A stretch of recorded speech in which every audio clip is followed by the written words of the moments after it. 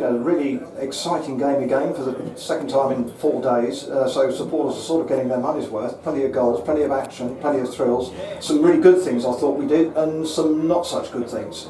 And we've ended up with a point. Again, like I said, it's going to take a few games to gel. And today, I felt we was fitter than them, but we was just poor on the ball. Not all the time. Started the first half and second half as if we had the right to be out there. And you've got to earn the right. And I give them information before they go out, half time and before the game. And I've just said to them in there, they're not going to listen to me.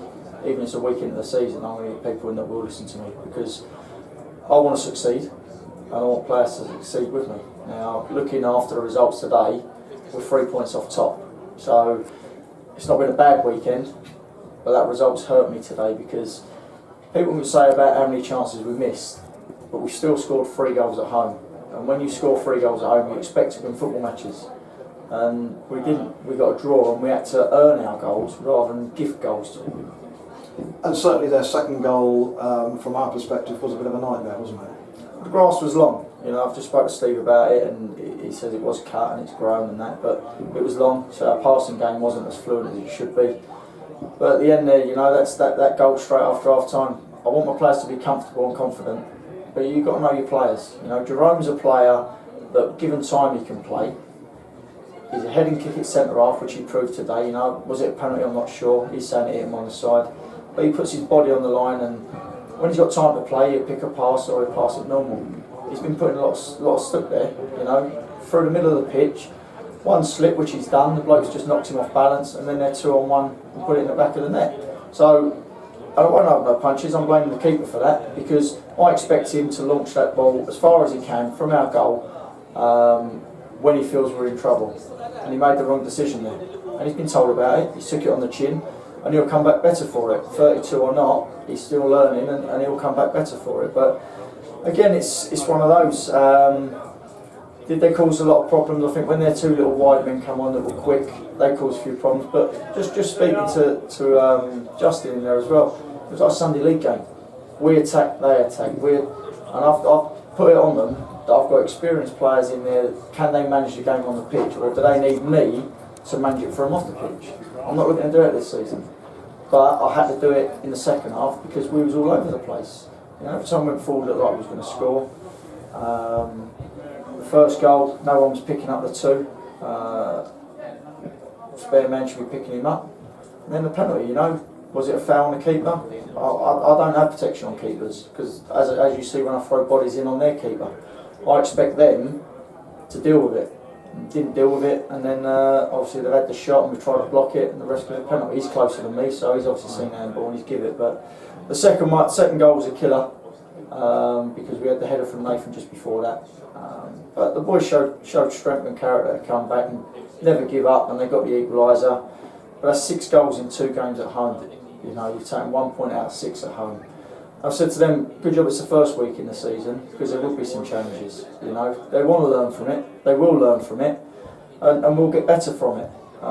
So, as much as I'm disappointed, and afterwards I had a little go at them, I've got to realise that it's the first week of the season. We can only get better. We can't keep making them mistakes, and we won't. I can promise you now, and I promise the fans, the board, we won't keep making them mistakes.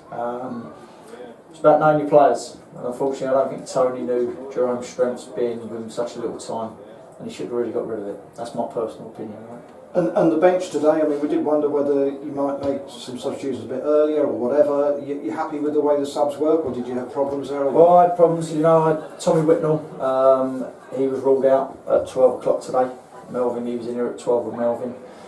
Tom Phipp, Jamel Johnson, who's coming from the reserves, and Brett Millam at half time, after the warm up, Tom Phipp and Jamel went before the game in terms of they just weren't right, and it weren't worth risking them.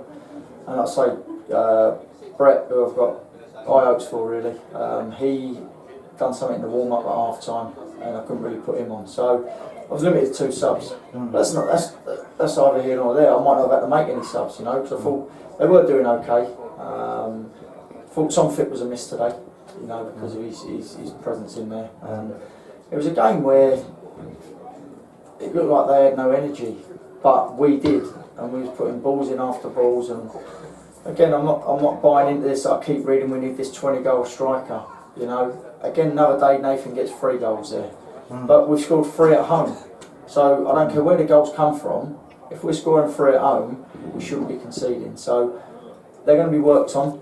They're going to be drilled at the back and the midfield to make sure that we don't keep making these silly errors. But it comes down to individuals. Me as a manager, Justin as a coach and stuff like that, you can't legislate for people making their decisions on a football pitch. They don't mean to do it. It's part and parcel of life. In everyday work, people make mistakes. So disappointed, but I've just said silver lining. I just said to the chairman, we're 3 points off top spot, so we're going to get better. And I know it's early days yet, but are you looking at any players from outside at all? Yep, I've got a wide player come centre forward with some pace. He's coming in hopefully for Tuesday night from Sutton United. He played 20 odd games in the Conference South last year for them. I went and watched him train on Thursday.